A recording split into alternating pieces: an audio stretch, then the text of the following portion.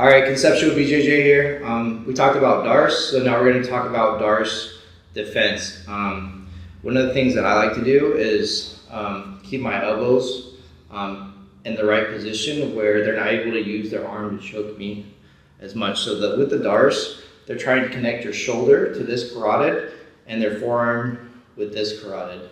So with the Darce, the choking arm is going from armpit to neck. Remember anaconda chokes?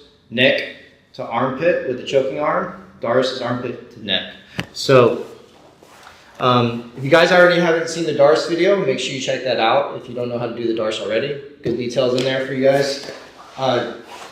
John's going to go ahead and put me in the Darce. So ideally, as he's getting Darce, first stage is I'm going to grab his wrist here using my thumb in between. So I want to grab over top where you can connect to my neck. I'm going to use my thumb down to where my thumb, just like you're defending from the back, from a rear naked choke. So now if he goes to grab his other hand, I'm going to put my elbow down, and he tries to grab his other hand, I'm going to also put my head up. I can use my hand on my forehead to frame so he can't tuck my head down, right? So now if he tries to get the grip, it's a lot harder. And if I feel he starts to grip it, I can also go flat to where it messes up his grip. It's a little bit harder to grip. If I turn more on my side, it's going to be way easier for him to lock the grip. So you might even get your guard pass, but it's a lot better than being choked if they start to lock it. Another thing is if he starts to lock this grip, let's say I mess up, I miss the timing, he starts to get this grip. So my forearm, my elbow stuck here, he's going to choke me. This is the position he wants to choke me, right next to my shoulder, right? So what I want to do is I'm going to bring this elbow out. So just with this elbow out, he tries to choke me now, it's going to be a lot harder. And if I still feel it, I'm going to circle my body to go flat here. And a lot of you flexible guys, you can like invert from there and even recover guard. Like if you're like Craig Jones, you can like put your legs in between the hips. I'm not flexible enough to do it, but a lot of guys can come here and they can start to retain guard, you know, switching around to the other side. But first thing we want to do is defend the grips. Ideally, you don't want to get it locked, but some guys are really good at slapping on the Darce. You know, sometimes you're in turtle and the guy just like slaps it on real quick, side control when you turn on your side, you know. And this is why you have to be really careful, you know, going for the underhook here.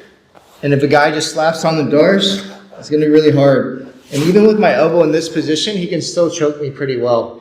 It's going to be a little bit harder for him to grip. I can again block the grip, transfer to this so that now he can't grip.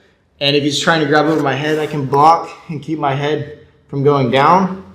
And if I need to, I can start getting my forearm to the floor, escaping and getting back to guard, right? All right, so another common position is the turtle or single leg when you're stressed out. For somebody to roll and quickly hit a Darce grip. So again, we want to try to get our elbow free from his body on the other side of his hip. I'm not trying to go like an underhook, I'm trying to go this way. And you can get to octopus guard, but if they sit their hips through, you need to back step over to maintain your elbow over their hip. I'll show you what I mean. So if I'm in turtle and John gets a Darce grip here like this, if I stay here like this, he's just gonna stick to his hips. Here, you can tap me, you can even throw this leg over for a guard finish, right? Sit the guard. Yeah, super tight. So what I want to do before that happens is get my elbow free to the other side of his hip.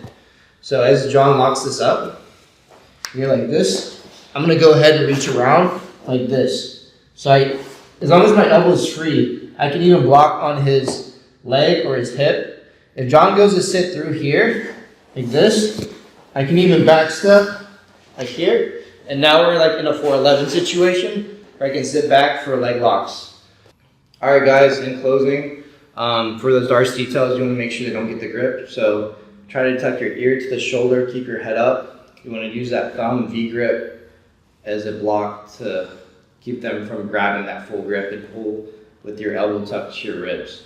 Second option, like we talked about, is if it's already locked, we want to get our elbow out to the other side of their hip, and we can either go flat or follow them to avoid the angle that they need to finish the Darce. So I need my elbow outside the line of this hip, so it's not pressed against my carotid, and that'll help create space with the choke.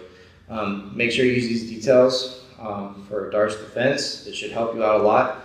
Ideally, you do not want to get locked in a full Darce. Some guys just have a super powerful squeeze and you won't have time to always get the elbow across. So the sooner you do these things, the better. All right, we'll see you guys in the next video. Thank you.